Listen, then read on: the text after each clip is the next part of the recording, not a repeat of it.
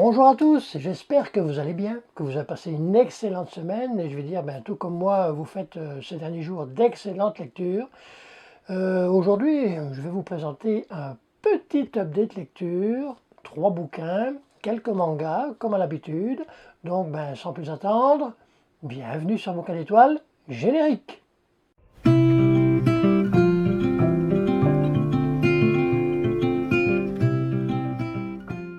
Alors, dans ces 3 livres que je vais vous présenter, ces 3 romans, comme à l'habitude, je vais dire, en général, c'est dans 3 genres différents. Bon, là, je ne parle pas de la série manga que je vais vous présenter en fin de vidéo. Mais ces 3 romans, je vais dire, il y en a 2 qui sont... Bon, c'est vrai que des fois, la frontière est bien mince entre très bonne lecture et excellente lecture.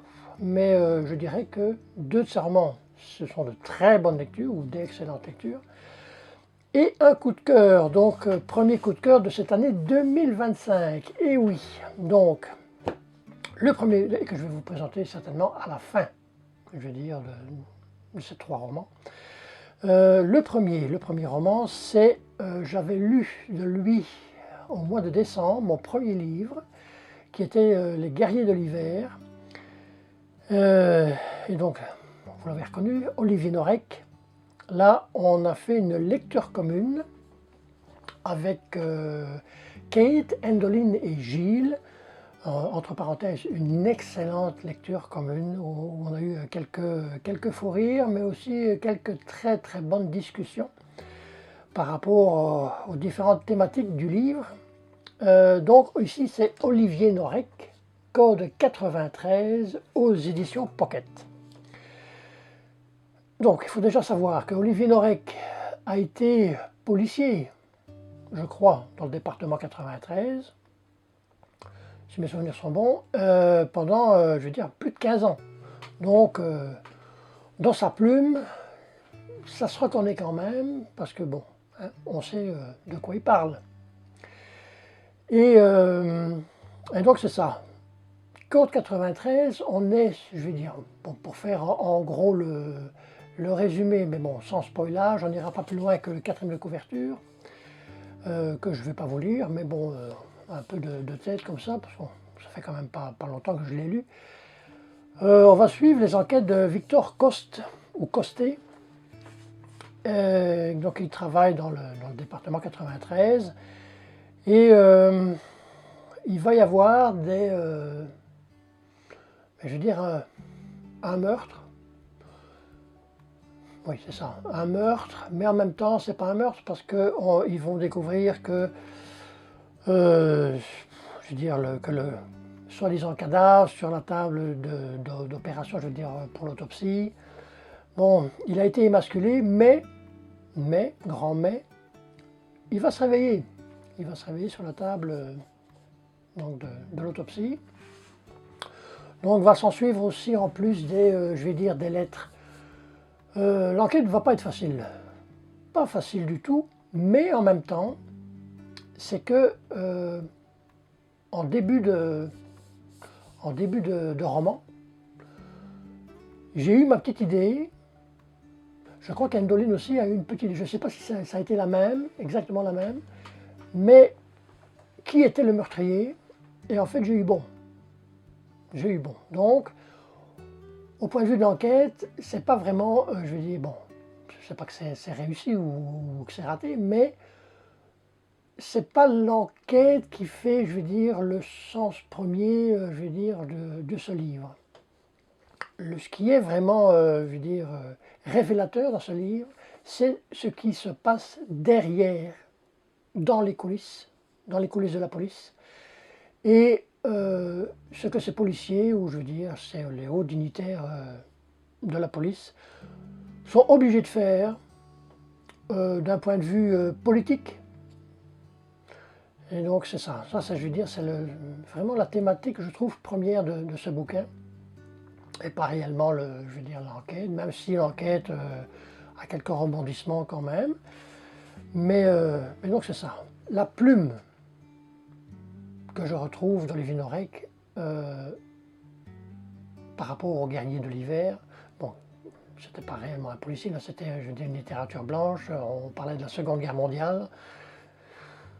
Mais on retrouve cette plume qui est vivante, qui est brute, qui est, je veux dire, dans ce policier qui est dure, violente, parce qu'il y a des scènes, bon, j'avais noté, oui, c'était plus ou moins à la page 250, bon, déjà avant ça, il y a quand même, il y a de la violence, mais il y a quand même des trigger warnings assez violents, je veux dire, à partir de la page 250, qui durent quelques pages, donc c'est pour, certainement pour lecteur averti, celui qui n'a jamais lu de policier, ou à pas mettre, je veux dire, dans toutes les mains quand même.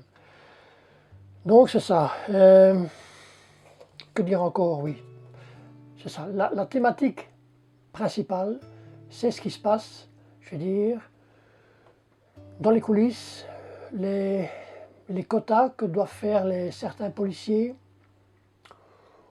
tant au point de vue des arrestations ou des non-arrestations, parce que on peut voir, parce que bon, il y a un moment donné, il y a Victor Costé qui est un peu interloqué, je veux dire, avec certains, ou je crois que c'est Victor Costé, ou alors c'est un de ses inspecteurs, qui est étonné d'avoir, une semaine ou 2 semaines avant, arrêté, je crois que c'était un violeur, et qui se retrouve dans la rue. Donc, une justice, disons quelque part, 2 poids, 2 mesures. Mais donc c'est ça. Alors, que dire d'autre? Oui, déjà aussi, comme et ça c'est pas la première fois que je le remarque dans des livres policiers, avant on a eu ça aussi avec Jussi Adler-Olsen, c'était Malédiction, je crois. En même temps que c'est hyper violent, il y a de l'humour, ou de l'humour dans les dialogues ou dans l'action, mais c'est comme, je veux dire, quelque part une soupape de sécurité, ne pas toujours avoir du noir, et puis c'est ça. Ça alterne un peu, ça met un peu d'air dans les poumons, je dirais. Donc c'est un bouquin, c'est clair, très bonne lecture. Olivier Norek va par 4 chemins, il dit ce qu'il pense. Et je crois qu'il a raison, parce qu'il y a tellement de choses cachées, n'est-ce pas? Tellement de choses cachées. Bon, ça reste un roman, mais quand même, hein, il ne faut pas être, je vais dire, bon, je ne vais pas dire le terme, mais pour faire une certaine liaison avec certaines affaires. Donc voilà. Olivier Norek, code 93. Alors, juste avant de passer au second livre, j'avais fait juste un petit oubli avec Code 93, c'est que c'est une trilogie policière. Le deuxième s'appelle Territoire et le troisième Surtension. Donc voilà, c'est réparé. Donc le deuxième livre que je vous présente, c'est une lecture autochtone, écriture autochtone de Michel Jean, Tio Tiake, aux éditions Libre Expression. J'avais dit, je l'aime toujours, cette couverture. Une petite devinette. Que veut dire Tio Tiake en langue Innu? Bon, vous avez 5 secondes. 4, 3, 2, 1. Non? Montréal. Eh oui, je ne le savais pas du tout. Tio Tiake veut dire Montréal en langue Innu. C'est mon deuxième livre de Michel Jean. Le premier a été Chimique, qui était un coup de cœur, donc ici c'est une excellente lecture. Pour vous donner un peu l'histoire en 2 mots, on est avec Élie Mestenapeau qui sort de prison. Je crois qu'il vient de faire 10 ans de prison pour le meurtre de son père, qui était un homme alcoolique, violent, qui battait sa femme, qui le battait lui, Élie Mestenapeau. Donc il sort de prison et dans sa communauté Innu, il n'a pas le droit de revenir, vu qu'il a fait qu'il a tué son père, il ne peut pas revenir dans sa communauté. Et donc il va s'en aller, il va prendre le bus et puis ben, il va se retrouver à Montréal. Il va se retrouver à Montréal parce que il part de Noutachquan, qui est vraiment, je veux dire, je ne vais pas dire à l'extrême est du Canada, mais du Québec, mais c'est quasi tout comme. Et il va se retrouver à Montréal, dans la rue, où il va habiter avec aussi des autochtones, mais de plusieurs Premières Nations, avec les Cris, les Atikamekw, les Inuits. Et c'est un livre qui va, c'est ça, qui va parler de la vie dans la rue, mais pas que, parce que c'est un bouquin qui, en général, et comme souvent dans les lecteurs autochtones, a beaucoup de thématiques. Et donc c'est ça c'est, je veux dire, l'histoire en gros. C'est un bouquin que j'ai directement aimé parce qu'en même temps, ça m'a fait vivre des souvenirs, parce qu'il parle, je veux dire, il est originaire, Élie, de Noutachquan, pardon, qui est la communauté autochtone. Et juste à côté, il y a le village de Natashquan, là où moi j'ai été. Là, ça, je veux dire, on remonte un peu, parce que là, j'ai été en 2006 à Natashquan, et puis bon, ça parle de, bon, je veux dire, un peu du même côté de cette île, de Port-Cartier. Ça parle également, je veux dire, de Chambly, la rue où, je veux dire, mon épouse habitait encore quand moi j'habitais à Belgique, l'avenue Bourgogne. Et donc voilà, tous ces petits noms m'ont fait rappeler beaucoup de souvenirs. Et donc automatiquement, ben, on rentre d'une autre façon dans le livre.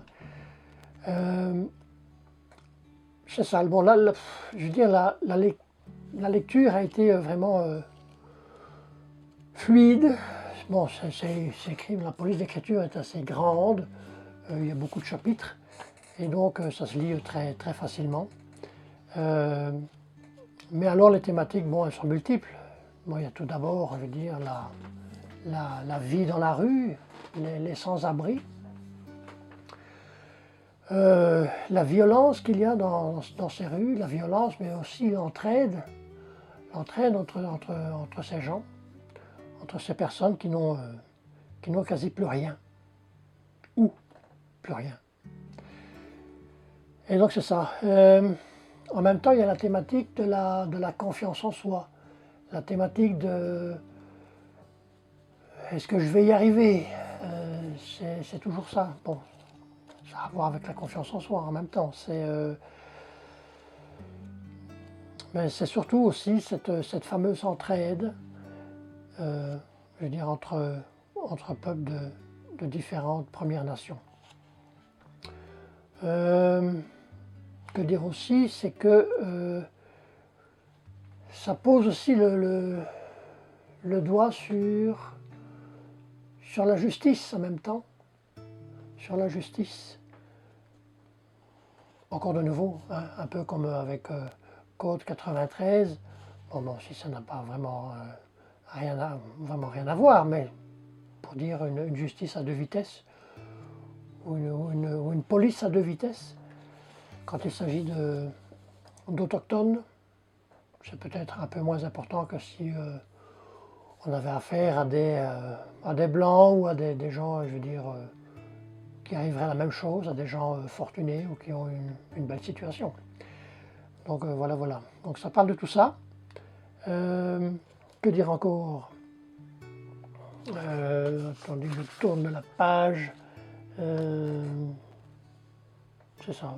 Je veux dire, c'est un bouquin qui est d'une grande poésie, réellement, d'une grande poésie. Michel Jean met vraiment le point sur les i en même temps, tout en étant un peu poète. Parce que c'est la dureté de la vie en même temps, c'est la vie, la dureté de la vie. Il y avait deux phrases que j'aimerais bien vous... Et là, on pourrait faire une thématique, je crois qu'on pourrait faire une saga là-dessus. Mais est-ce qu'on s'habitue à tout? Est-ce qu'on s'habitue à tout? Parce que je pourrais parler, bon là je vais pas spoiler non plus le bouquin, parce que c'est pas un bouquin qui est non plus énorme, hein, qui est pas, il fait 234 pages, donc c'est pas vraiment... mais en même temps ça parle de... C'est ça, donc de cette violence, de cette entraide, et puis on pourrait dire oui, on est avec eux, on comprend et tout ça, mais encore une fois, quand on n'a pas vécu, ce que eux vivent au quotidien, on peut juste lire, se faire une idée, mais je ne crois pas de dire oui, j'ai compris. Je ne crois pas. Enfin, moi, je ne suis pas dans cette, je veux dire, dans cette ligne de dire oui, je comprends tout. Bien, c'est simple à comprendre, mais je crois qu'il faut le vivre pour réellement le comprendre. Donc voilà, voilà. Donc, de nouveau, une lecture autochtone où je n'ai pas été déçu du tout, et que je vais continuer de lire Michel Jean, parce que c'est vraiment une superbe belle écriture. Donc, Tiohtià:ke, Montréal, de Michel Jean. Est-ce que je n'aurais pas fait un second petit oubli? Mais oui, je crois que vous attendiez la seconde phrase qui est « Arrive-t-on à s'échapper à soi-même » Eh bien, je vais dire Michel Jean, il répond quand même, il donne des pistes, en tous les cas, c'est que c'est ça, c'est une magnifique thématique où on pourra encore en lire et en lire et en lire. Mais tout ça, c'était pour, je vais dire, ne pas me priver de vous remontrer encore une deuxième fois cette magnifique couverture. Tiohtià:ke de Michel Jean. Alors, ce troisième roman est coup de cœur, un coup de cœur d'un auteur que je n'avais jamais lu, qui a par contre écrit déjà L'homme qui murmurait à l'oreille des chevaux. C'est Le Cercle des loups de Nicolas Evans aux éditions Pocket. Déjà, coup de cœur, pourquoi? Bon, déjà, ça parle de nature, ça parle de loup, donc on a déjà 50% de bon. Je dirais que c'est un livre qui est complet. Bon, maintenant, qu'est-ce qu'un livre complet? Hein, on va de question en question. Du début quasi à la fin, je veux dire, c'est une écriture, l'écriture de Nicolas Evans, c'est une écriture qui est comme englobante. Toutes les thématiques sont imbriquées les unes dans les autres. Moi, je veux dire, bon, c'est pas le seul bouquin où les thématiques sont imbriquées les unes dans les autres, mais c'est ça, c'est la psychologie des personnages, on adore des personnages, on exècre d'autres, on les déteste, c'est vraiment... et puis toute cette thématique, bon, la thématique bon, je veux dire, la chasse, qui est vraiment, pour moi, enfin, je ne suis pas chasseur dans l'âme, c'est clair. C'est ça, les thématiques de la chasse. Il y a aussi l'historique, je veux dire, concernant cette chasse qui a eu lieu, la chasse des loups, et qui a quasi vu cette race péricliter et puis quasi disparaître, réellement. Donc il y a toute cette historique aussi que j'adore. Et puis, c'est ça la psychologie de tous ces personnages. Bon, il n'y a pas 40 millions de personnages non plus, mais... et puis, je veux dire, il y a aussi cette thématique du patriarcat, et je veux dire aussi de la femme, comment elle est considérée aussi. En général, pas très bien. Et puis, aussi dans ce roman, ben, il y a comme une idylle, il y a une romance, mais pas une romance comme on peut se l'imaginer. C'est vraiment une magnifique lecture, réellement. Je crois que j'hésiterai pas, ou je crois que je vais pas peut-être hésiter, de lire L'homme qui murmurait à l'oreille des chevaux pour avoir... Parce que je crois que... Bon, là, j'ai pas été revoir sur Wikipédia, mais Nicolas Evans en a fait plus qu'un, là. Qui est malheureusement décédé, bon, il n'y a pas si longtemps que ça. Je ne me rappelle plus l'année, là, mais... Et donc, voilà.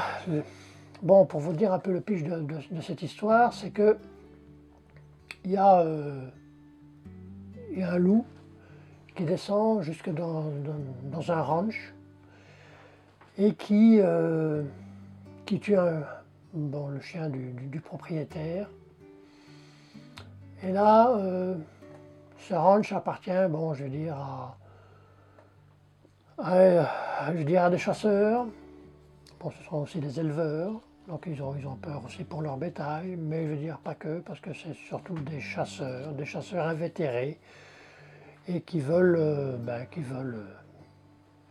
simplement tuer les loups. Et donc il y a une zoologiste, Hélène Ross, qui va venir pour essayer, je vais dire, de voir où sont ces loups, et puis de leur mettre des colliers pour les suivre. Mais donc on va tout de suite avoir ce clan qui veut préserver la vie des loups, et puis l'autre clan qui veut simplement les tuer, les éradiquer. Ça c'est, je veux dire, le pitch de base. Et comme j'ai dit, la psychologie des personnages, on les adore, et puis d'autres qu'on exècre, le fameux patriarche, comment il s'appelle encore, je regarde en quatrième de page, Buck Calder, qui est je veux dire, une brute épaisse. C'est un riche, bon, il possède un des plus gros ranchs, je veux dire, de la région. Et il sait y faire, je vais dire, et là il a pas mal d'influence. Mais c'est une grosse brute, c'est je sais pas le terme, c'est ça, un enfoiré, je dirais. On pourra encore me donner plein ton d'oiseaux, hein, pour rester dans cette belle nature. Mais c'est ça. Et puis en même temps, cette thématique de la femme, la place de la femme dans ce livre, parce que c'est un livre qui, je veux dire, l'histoire se passe dans les années 1900, je ne sais même plus trop. C'est dans les années 2000, je crois, ou je ne sais plus dire exactement. Bon, ça c'est un petit bug de ma part, mais je ne sais pas si il n'y a pas une date quelque part qui pourrait me sauver, non. Mais bon, je veux dire, c'est d'aujourd'hui, c'est d'époque, quoi. C'est pas dans les années de 1700 ou 1800, là. Mais c'est ça. La place de la femme n'est pas très florissante, je veux dire, parmi ces rancheurs. Et ce que j'ai bien aimé aussi, bon, je veux dire, c'est cette fameuse historique de cette chasse à outrance, que ce soit avec les loups, que ce soit avec les bisons, que ce soit avec les castors, que ce soit avec un peu de tout, hein. Tant qu'il y a à tuer, on tue, pour avoir les peaux, pour avoir des armes. Ou juste pour le plaisir de tuer, ce qui est encore pire. Donc, en même temps, je veux dire, celui qui veut, je veux dire, continuer et qui adore cette thématique là, des loups et tout ça, il y a quelques références. Parmi la bibliographie. Oh, il y avait longtemps. Hein, on voit la différence un petit peu, oui. On va sûrement encore s'éteindre. Oui, je vais des points de vue, je veux dire, historiques. On a un des noms les plus connus, bon, je ne le connaissais pas. Un des plus grands spécialistes des loups, c'est David Meck, qui a aujourd'hui 88 ans, et qui a aussi une fameuse bibliographie concernant les loups.